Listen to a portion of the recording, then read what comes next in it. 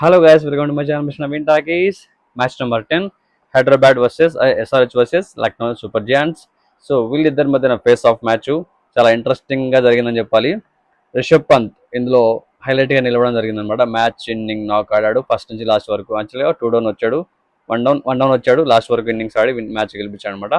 Almost ఇది nail biting match అని చెప్పాలి. లో స్కోరింగ్ మ్యాచ్ అయినప్పటికీ చాలా చాలా టఫ్ మ్యాచ్ అనిపించింది. హైదరాబాద్ వాళ్ళు కూడా బాగా ఫైట్ చేశారు అనిపించింది. ఫస్ట్ బ్యాటింగ్ దిగిన ఎస్ఆర్హెచ్ మాత్రం పేలవంగా బ్యాటింగ్ చేసింది.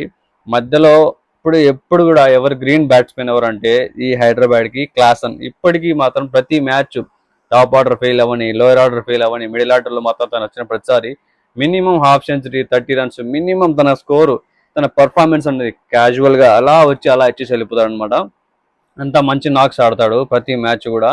ఇంకొంచెం తనకు సపోర్ట్ దొరికితే స్కోర్ కూడా హై స్కోరింగ్ వెళ్ళడానికి అవకాశం ఉంటుంది. అంత బీభత్సమైన ఆట ఆడగలడు. దట్టు ఇంటర్నేషనల్ రిటైర్మెంట్ ఇచ్చేసాడు. T20కి ఆటకి చాలా అయిపోయింది. అలాంటి ప్లేయరు స్టిల్ ఇప్పటికీ కూడా ఫైట్ చేస్తున్నాడు తన టీం కోసం, తను నమ్మిన టీం కోసం, తను ఉంచుకున్నందుకు. తను చేసే ఆ ఫైట్కి ఎక్కడ కూడా న్యాయం జరగట్లేదు అనిపిస్తుంది. ఎస్ఆర్హెచ్ పాపం పోరాడుతుంది కానీ ఎక్కడ కూడా బౌలింగ్ సరిగ్గా లేకపోవడమో, ఏదో మిస్టేక్ అవుతుంది, కన్సిస్టెన్సీ ఉండకపోవడమో, బ్యాటింగ్లో ఎక్కడో చోట దెబ్బ పడుతుంది అనమాట. ఓపెనింగ్ వచ్చిన అభిషేక్ శర్మ, ట్రావిస్ హెడ్ చాలా దారుణంగా ఫెయిల్ అయిపోయి వెంటనే వెనుదిరగడం జరిగింది అనమాట. డక్అవుట్ అయ్యాడు అభిషేక్ శర్మ. ఐ థింక్ మన ట్రావిస్ హెడ్ కూడా ఎక్కువసేపు లేడు. వీళ్ళిద్దరు ఎవరు లేరు. తర్వాత వచ్చిన వాళ్ళు వచ్చినట్టు పెద్దగా నిలబడలేదు. తర్వాత క్లాస్ అని వచ్చాడు, తర్వాత ఎన్కేఆర్ నితీష్ కుమార్ రెడ్డి వచ్చాడు. వాళ్ళిద్దరూ చేసిన ఆ ఇన్నింగ్స్, వాళ్ళిద్దరు బిల్డ్ చేసిన ఆ ఇన్నింగ్స్ ఏదైతే ఉందో, వాళ్ళిద్దరి మధ్య వచ్చిన పార్ట్నర్షిప్ ఏదైతే ఉందో, అది హైదరాబాద్కి ఆ టోటల్ 150 టోటల్ వచ్చేదానికి కొంచెం హెల్ప్ అయింది. నితీష్ కుమార్ రెడ్డి హాఫ్ సెంచరీ వేసుకున్నాడు, but by mistake bad luck out అయిపోయాడు. కానీ మంచి ఇన్నింగ్స్ ఆడాడు. దీనికి బిఫోర్ మ్యాచ్ ఎస్ఆర్హెచ్కి Nitish Kumar Reddy player of the match తీసుకున్నాడు. ఆల్రౌండ్ పర్ఫార్మెన్స్ అంటే 2 వికెట్లు, 40 రన్స్, 39 రన్స్ కొట్టాడు. అదే ఊపుతో ఈ మ్యాచ్ కూడా బాగా ఆడడం జరిగింది. అందుకే 150 స్కోర్ అయినా వచ్చింది, లేకపోతే అది కూడా వచ్చేది కాదు.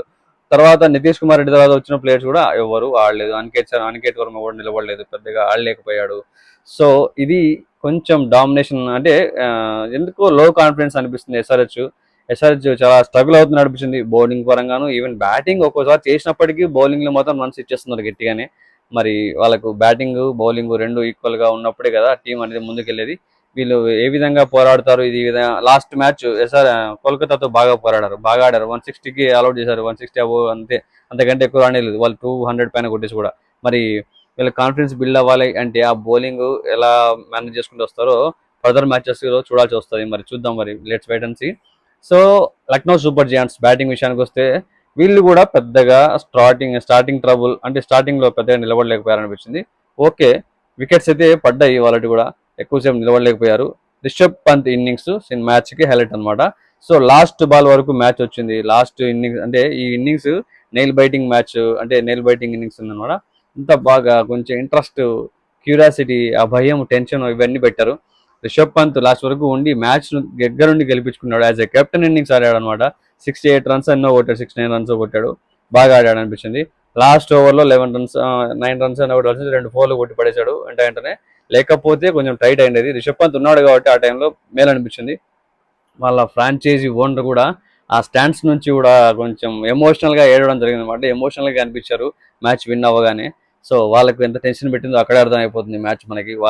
వాళ్ళ ఎమోషన్స్ కూడా ఎమోషన్స్ అనాలి. ఎందుకంటే ఆయన గోయంకా ఒకసారి రాహుల్ని కూడా తిట్టాడు కదా సార్, అది రాహుల్ని ర్యాష్గా మాట్లాడడం, తిట్టడం ఏదో జరిగాయి కదా. సో ఇవన్నీ జరుగుతూ ఉంటాయి, కామన్. బట్ అది కూడా వేరే విషయం అనుకోండి. మ్యాచ్ క్రికెట్ అన్నది ప్రతి ఒక్కరికి ఎమోషన్. యాజ్ ఎ ఓనర్ అయినప్పటికీ ఆయన ఎమోషనల్ అయ్యాడు అంటే ఆ మ్యాచ్ విన్నింగ్ వాళ్ళకి ఎంత ఇంపార్టెంటో చూడండి అది. సో క్రికెట్ అనేది ఒక ఎమోషన్. వాళ్ళకైనా మనకైనా, క్రికెట్ ఆడే వాళ్ళకైనా, ఓనర్స్కైనా, చూసే వాళ్ళకైనా, ప్రతి ఒక్కరికి మనం అంత ఫీల్ అవుతాం. అలాంటి క్రికెట్ని ఈ ఐపీఎల్ సీజన్ అంతా మొత్తం పనులు మార్కొని మరి మనం చూస్తూ ఉంటాం మ్యాచ్ల కోసం. ఎప్పుడు వస్తాయి, ఎవరి మ్యాచ్ ఉంటుంది, ఎవరి మ్యాచ్ ఎట్లా ఆడతారు, ఎవరు హై స్కోర్ చేస్తారు, ఎవరు ఆరెంజ్ క్యాప్ వస్తుంది, ఇలాంటివి చాలా చాలా ఉంటాయి అనమాట. సో మనం మ్యాచ్లు చూసి ఎంజాయ్ చేసుకుంటూ వెళ్ళిపోదాం. వీళ్ళు ఎలా ఆడతారు, ఎలా వస్తారు, ఎవరు కప్పు కొడతారు, అవన్నీ ఇంకా వాళ్ళ పర్ఫార్మెన్స్లు, వాళ్ళ టైం మీద ఆధారపడి ఉంటుంది అంతే, అంతకు మించి ఇంకేం లేదు. ఎస్ఆర్హెచ్ మాత్రం మళ్ళీ స్ట్రాంగ్ కంబ్యాక్ ఇవ్వాలని కోరుకుంటున్నా. ఎల్ఎస్జి వాళ్ళ విన్ని నమోదు చేసుకుంది, ఫస్ట్ విన్ అనమాట. Happy for that. సో మరొక మ్యాచ్ అనాలిసిస్తో, సమ్మరీతో మీ ముందుకు వస్తాను. నా ఛానల్ కనుక సబ్స్క్రైబ్ చేసుకోండి. వీడియోస్ లైక్ చేయండి, షేర్ చేయండి, ఇలా కామెంట్ చేసేయండి. పక్కన ఉన్న గంటని గట్టి కొట్టేసి పెట్టేసుకోండి. ఫర్దర్గా నా అప్డేట్స్ మిస్ అవ్వకుండా మీ దగ్గరికి వచ్చేస్తాయి.